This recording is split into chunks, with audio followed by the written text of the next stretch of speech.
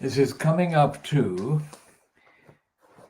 7:15 GMT in the morning of Wednesday, the 14th of October 2020. This is the Kudilar TV channel online. The Kudilar TV channel is expanding the coverage of the defense of universal values, ethics, morality, neutrality, objectivity, and accountability, expanding it from the original action zone or area where we started to articulate and advocate these values for the defense of the East End of London against the attacks by big business and assorted conglomerate other criminals who were using the slogan of transport in London. And they were fronting their attacks on the community and the people, individuals, groups that exist and existed across the East End of London. And their focus being the mainly Bangladeshi populated part of the East End, also known as Brick Lane. And that is where they were going to dig a very deep hole, allegedly to facilitate the construction of the crossrail line underneath and to extract the spoils and the wastes caused by the digging of the hole and the billions and billions and billions of pounds of waste, and destabilize physically, geographically, physically, destabilize Brick Lane for at least 10 years. Now, destabilizing an area like Brick Lane, which is increasingly part of the, quote, central London landscape, would have meant that the community built up in the previous 70 years or so as the Bangladeshi community in that part would have been unable to sustain, and exist as a community, either as socially or in terms of any related commerce that the community and its members operate and run and depend on. This is 2020. So we started the campaign against Crossrail Hole, H-O-L-E, in December 2003. And the campaign entailed, by definition, our opposing the role of the locally, quote, elected Tower Hamlets Borough Council in East London. Opposing it warranted our understanding how it operates and operated. The understanding that I had developed already about the Tower Hamlets Council was exceptionally far-reaching and deep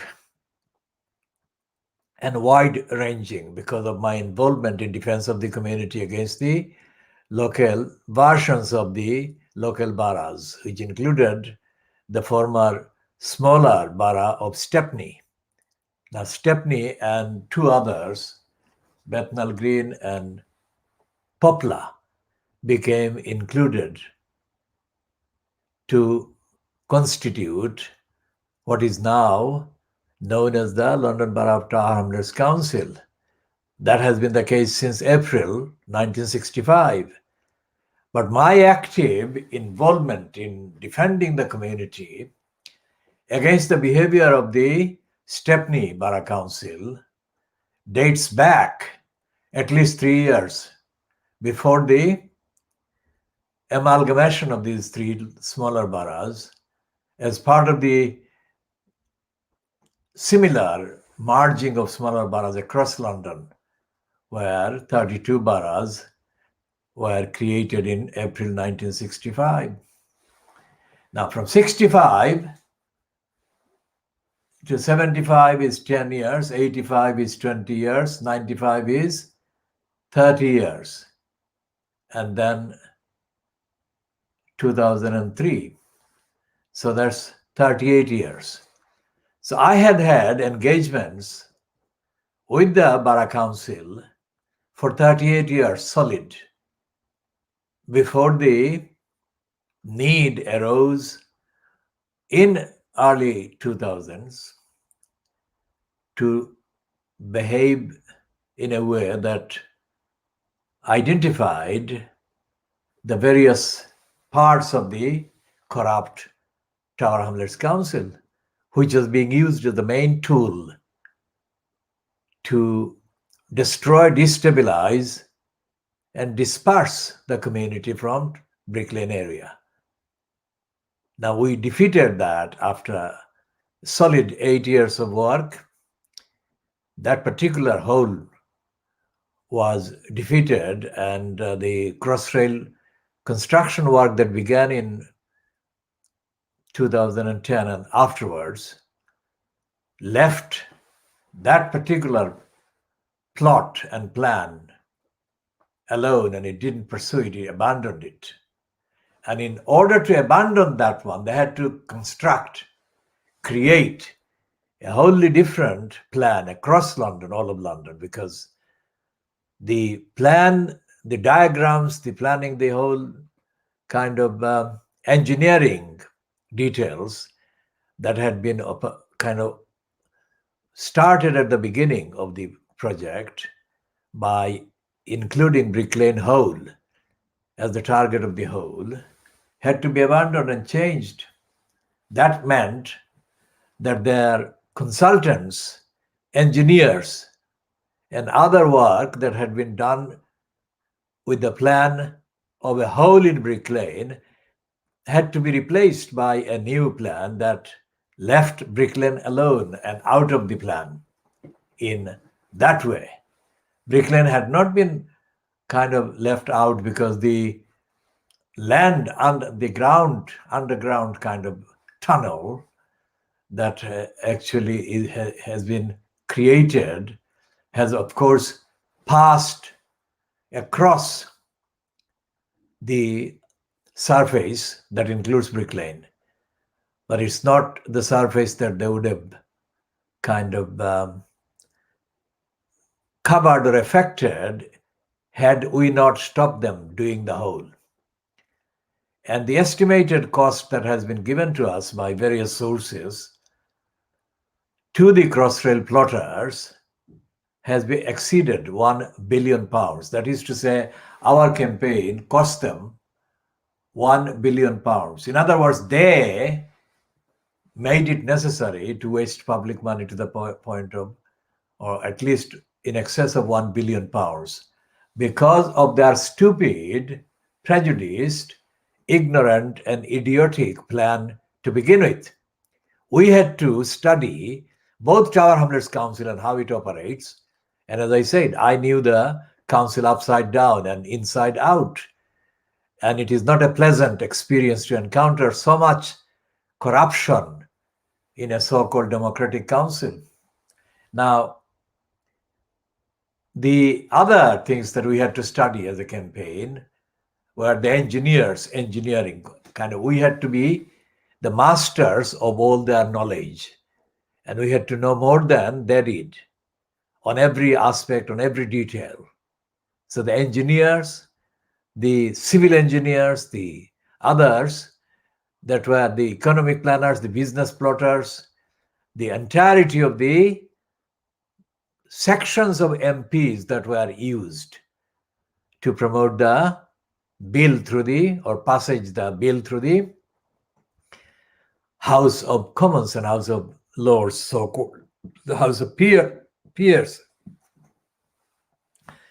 And in encountering and identifying and studying and investigating the corrupt constitution and composition and the role of the component kind of parts of the parliament, House of Commons, House of Peers, and its various committees and its bureaucracies. It was work that could only have been done with the resources available to and for the use of literally dozens of people, dedicated engineers, experts, and all the rest of it. Now, we had no such access, no such resource. So we had to kind of do the from A to Z, from the whole beginning of learning of the various skills and knowledge of engineering and transport and all the other things, economics, of course. And we had produced evidence every time over a consistent, good kind of 10 years, let's say. We produced enough evidence, sufficient evidence, which is absolutely undeniable, impeccable evidence to reject every single aspect of that plot. Now, that work has been only done, to the extent of stopping the hole, Crossrail hole in Brick Lane. But the work of defending the community continues. And we shall come to the extent and the manner of how that work has been, let's say, interfered with by agents and stooges cited in Tower Hamlets, serving the masters and mistresses of the agenda against the Eastern and agenda against the kind of poor. Now today we are doing this part. This is part A of the world exclusive diagnosis of the press, also known as AKA Fleet Street. And as I said, Fleet Street is the name given to the street because the first paper was published from Fleet Street. Anyone can check and look up the whole detailed history. The Fleet Street includes all the tabloids that are known as the London newspapers, daily newspapers, or so-called national. This is absolutely absurd, as the Murdoch scum yesterday admitted. It is disunited kingdom. So it's not national papers. They say that's national, but that is not national. The only national notion that could be attached to this collection of so-called newspapers would only represent England. But as we are looking at today and this week, England is not united. The Little Englanders and the Brexiteers, as they are now known as, and assorted other co-criminals, have always treated most of the rest of England, especially to the north, so-called, as second-class English persons. So the gullibles that were brainwashed into abandoning the Labour Party at the so-called election of the 12th of December 2019 are the gullibles now even unable to comprehend what has happened, what has hit them. Not because of the protection that they are actually promised from the virus, but the discriminatory nature in which the alleged protection against the virus, protection measures have been imposed across the north. So there is a lot of complex and very detailed kind of elements at work in this diagnosis. So no diagnosis can be even begun without understanding all of those factors and the underlying factors and the context.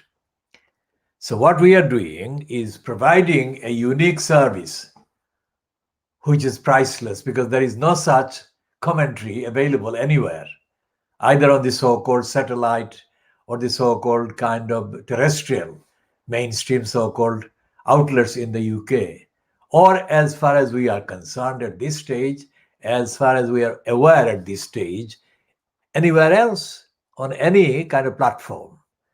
So this is where in addition to and over and above the actual initial defense of the community in the east end of London against a particular frontage, the particular facade of Crossrail has been exposed, and we have only done that by meticulously, rigorously examining the evidence every single time. And we are doing that today about the person, the Murdoch, Rupert Murdoch, the Australian racist who owns and publishes this scum. It was yesterday, it said the disunited kingdom. And it is back to the pornographic kind of service today. This is not consistent with the supposed alarm that is being experienced across the country at Boris Johnson's pandemonium of a government. And we have absolutely no doubt that the reason why the scum yesterday admitted disunited kingdom was just to keep its pretense that it was actually even aware of the existence of the North. That is business wise. And the scum is not liked in the areas like Merseyside or otherwise known as the Liverpool area because of the role that the scum published or played, while the racist and crooked criminal, propagandist liar, selfish liar, Kelvin Mackenzie misedited the scum for as long as he did. And he was the one who decided to run that story in the immediate few hours after the Hillsborough disaster in Sheffield, where so many people from Liverpool lost their lives and got injured. And so therefore the scum and Kelvin Mackenzie are treated as real evil kind of elements in Liverpool. And in Liverpool, people don't buy this scum even now. And to understand the connection, it's the same Liverpool area that has been demonized by Boris Johnson.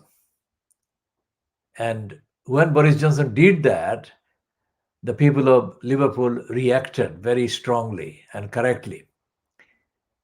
And the strength of their outrage was such that the then leader of the Conservative Party, which was in opposition,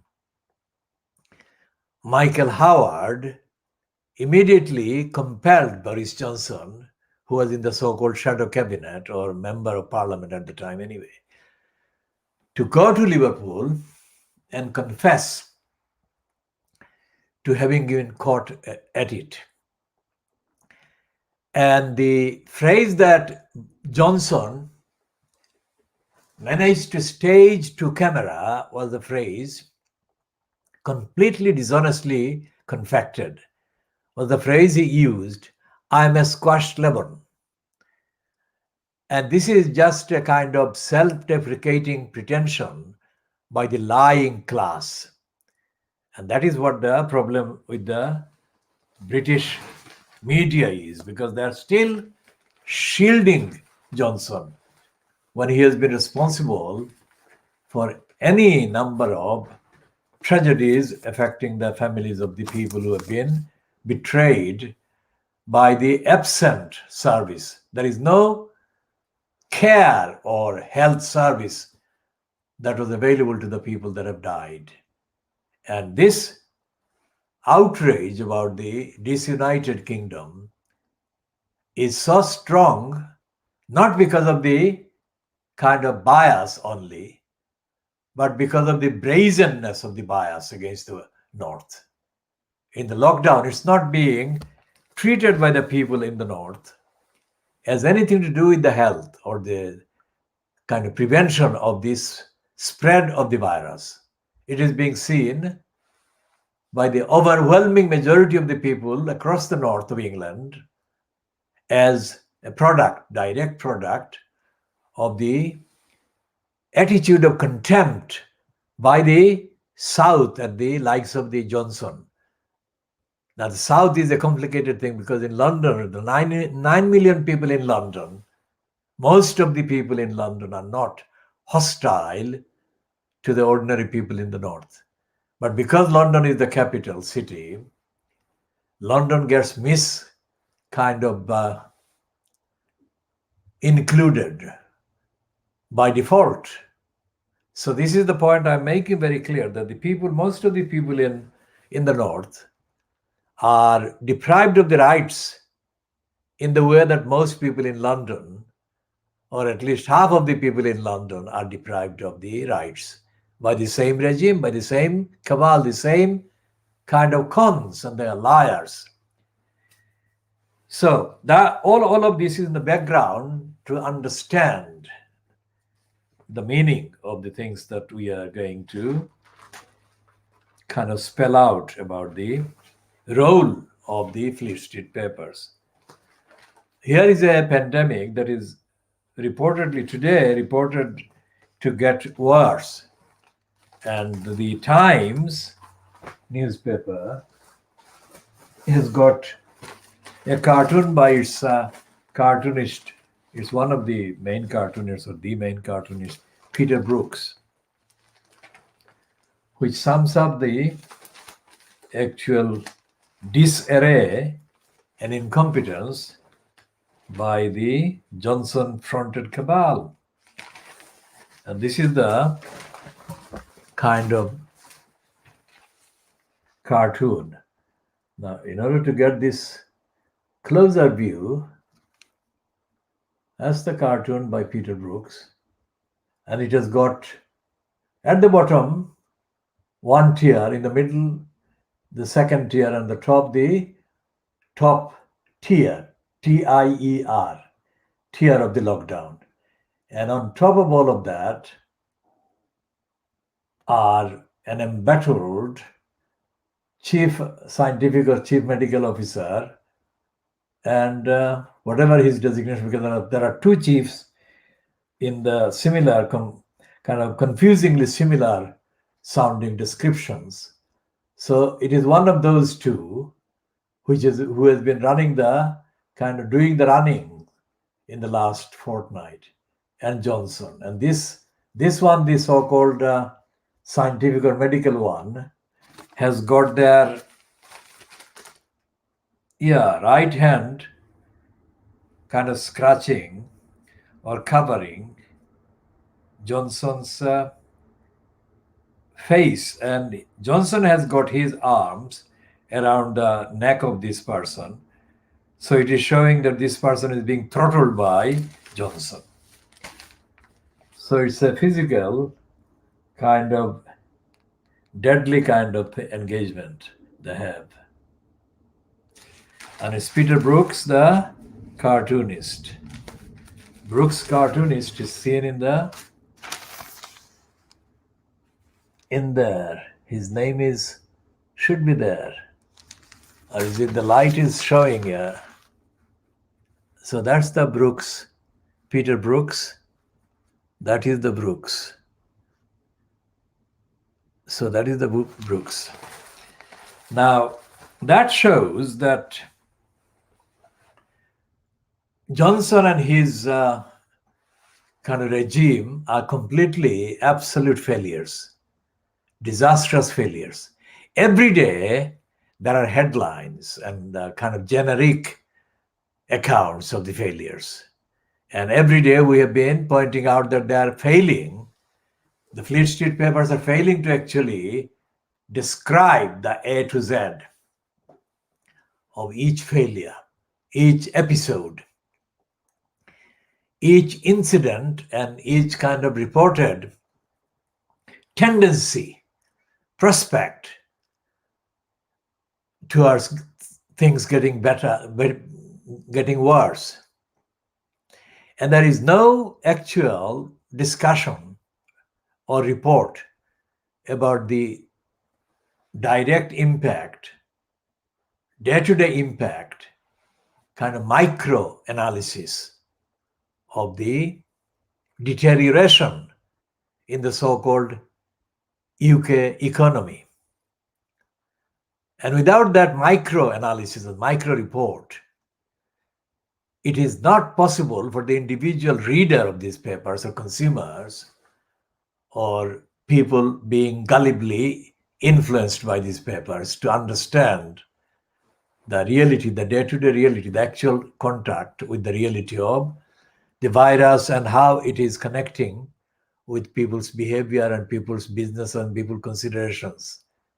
And there is no report also about what goes on in the streets, apart from the fact that they have got routine and ritualistic pictures of crowds of mainly white young people gathering in defiance of the lockdown and trying to enjoy the environment or whatever. But there is no real reporting. There is no journalism about what goes on in the streets otherwise, normally, when there is no, because on the streets, ordinarily, there are no crowds. There are people going about their business. The numbers, the extent of the numbers of people on the streets are only broadly in keeping with the extent and the numbers and the hours that people are allowed to be on the streets. But then again, there is no micro reporting.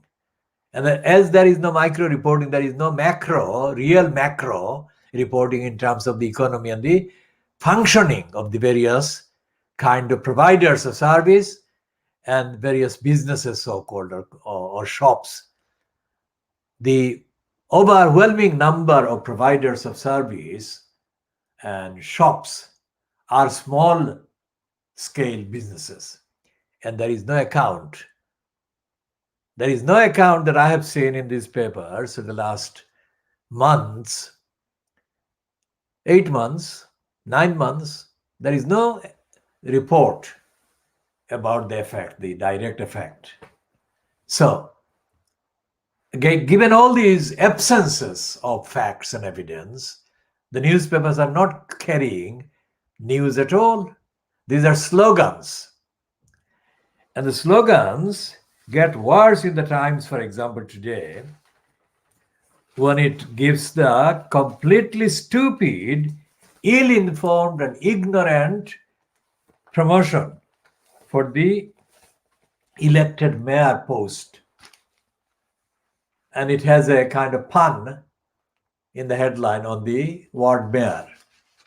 So Mia Kalpa is Mayor Kalpa. And this is based on the role played by some of the, quote, regional mayors from the Midlands and from the North this week, this past few days, who have been among the people opposing the so-called three-tier or whatever tier, TIER, tier system of the lockdown and the kind of blockade of life as it should go on.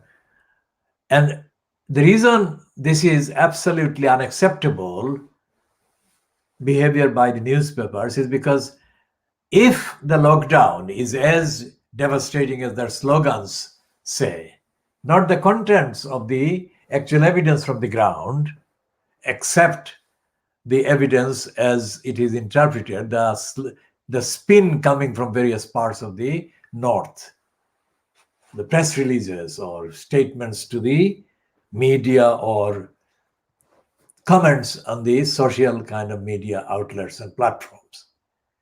So where is the danger going to be stopped? I mean, how is the danger of the virus going to be prevented and stopped altogether? If you don't know what is happening, put aside the slogans. If you don't know actually what is happening day to day to individuals, to persons, then you cannot know what is the right thing to do and what is the wrong thing to do. Put aside the lockdown and these slogans, as I said, because we have already dealt with that and we have been dealing with that every day. So there should be government, that is to say, delivery of service, public service for which public institutions exist. That is called government. And there is no government in that way, when defined in that way. There is government, of course, there is government at every level. There is government centrally, as in ministers are imposed, and their ministries are kind of still being funded and operated, and the ministries are still given the exclusive powers to issue guidance and declarations and all the other things that they are supposed to be in place for. But they are not delivering the truth about the situation that exists every day in the sphere of their ministry.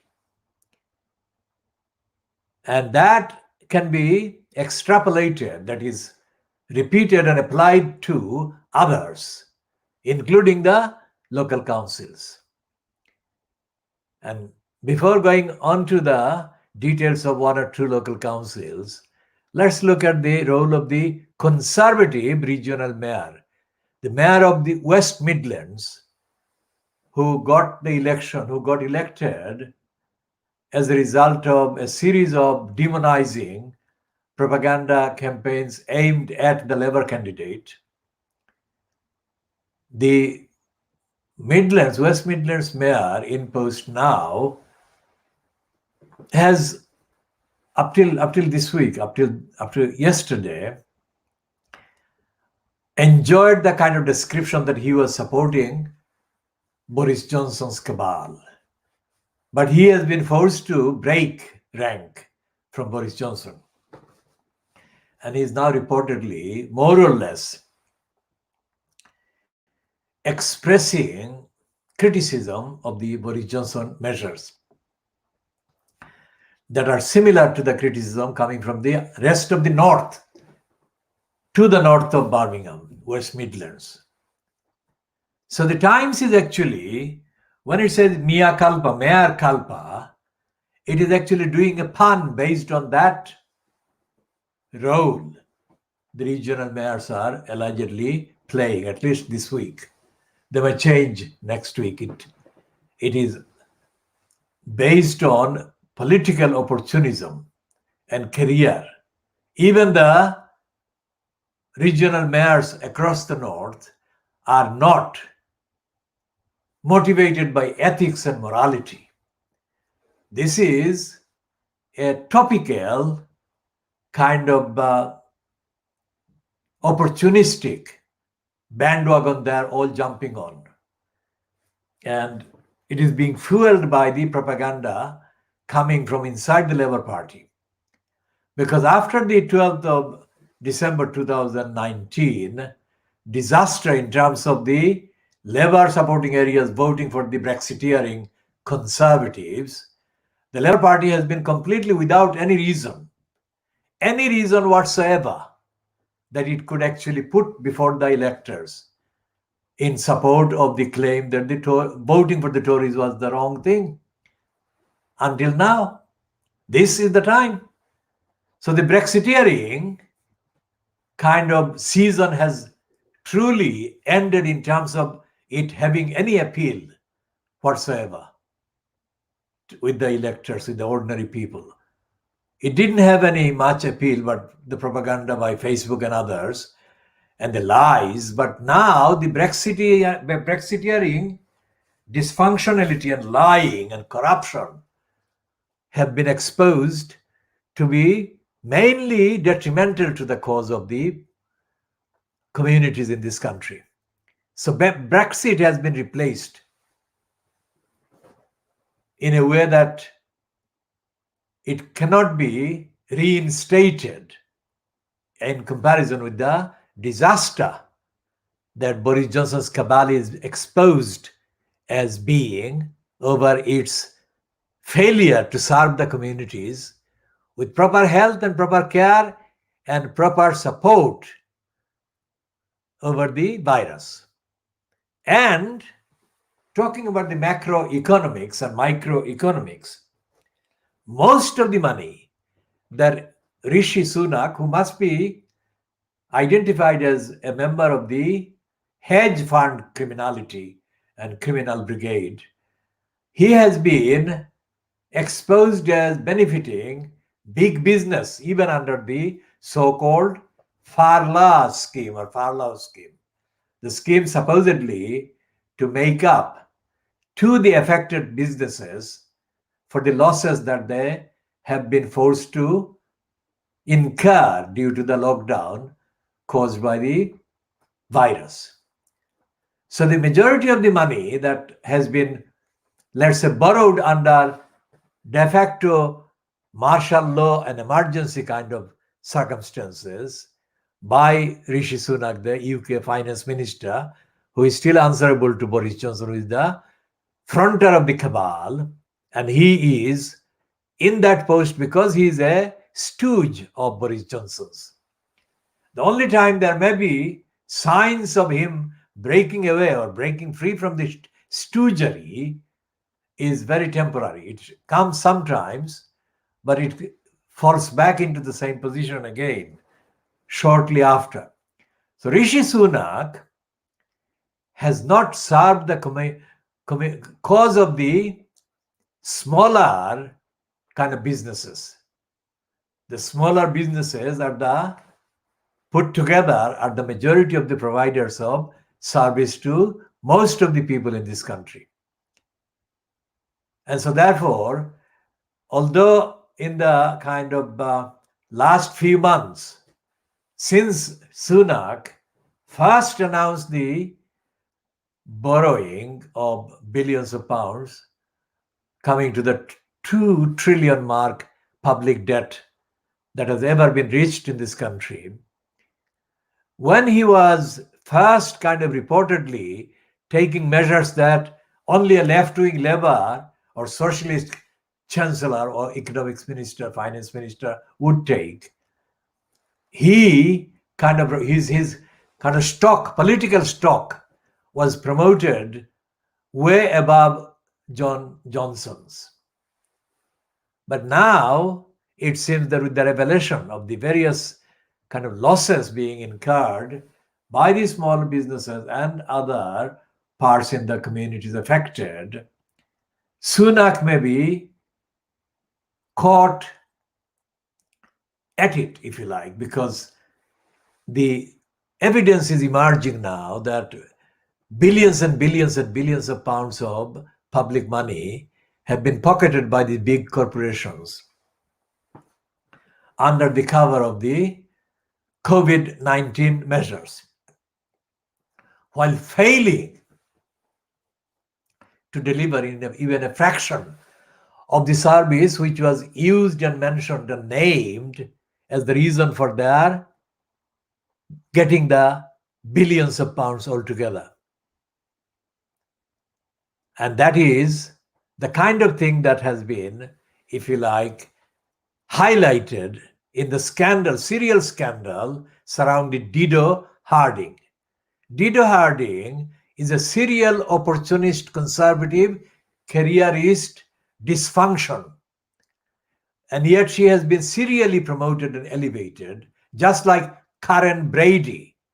Karen Brady has got a prominent kind of platform on this Sun on Sunday, and it is written for her. And she has got a second in command role with Alan Sugar on the BBC's Apprentice. And she has got key positions as part of the board of a looting kind of operation, or a number of looting operations, including the exploitation of the Stratford 2012 Olympic Stadium, which is misnamed by Boris Johnson as the Queen Elizabeth Olympic Park or something. So Karen Brady and Dido Harding are two of the completely poisonous and incompetent conservative women that should not have been given the kind of conservative sponsored and endorsed platforms and opportunities and to exploit the community, exploit the public, exploit the economy, and betray society. So all of these are being hushed up by the media, by the Fleet Street. The occasional reference to Dido Harding is only because some others, like Private Eye, which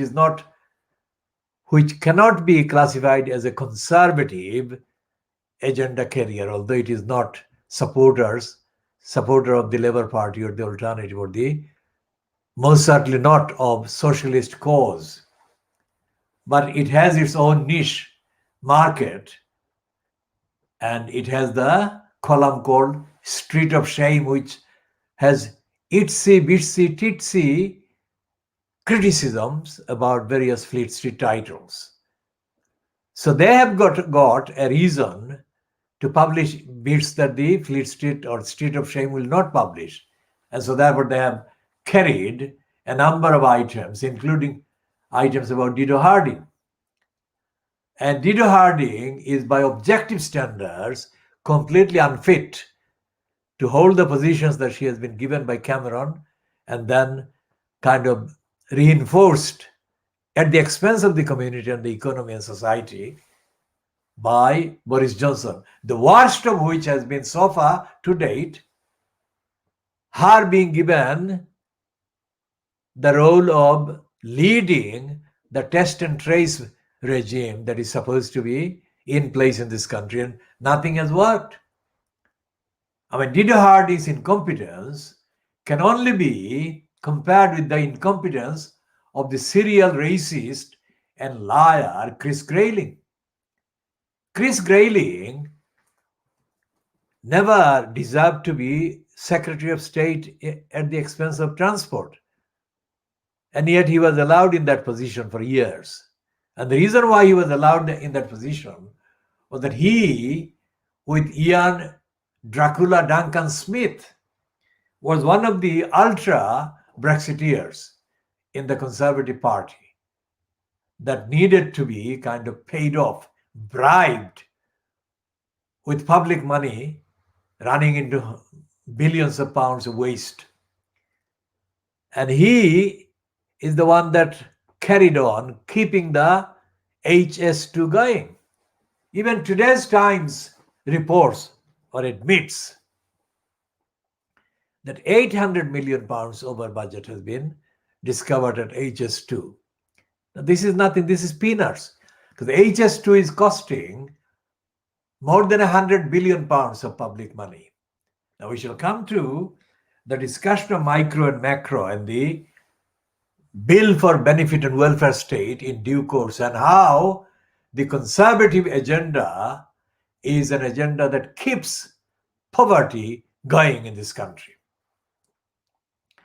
So back to the Times and talking about the mea culpa, that is like a confession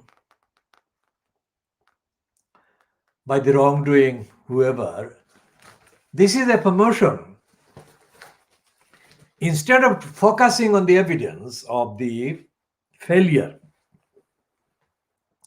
of the lockdown and other measures, the Times editorial is abusing the occasion and making a case for elected mayors, more elected mayors to be appointed, and it is asking Boris Johnson to agree more elected mayors. Now that shows the stupidity of the Times. Whoever edits the Times is an idiot, because of all the evidence existing in this country about elected mayors, absolute majority of the electors, even the gullibles, are opposed to executive elected mayors. So the Times is completely not on this planet at all. It is on another planet, and we shall be coming to discuss the Times more in the next edition, part B.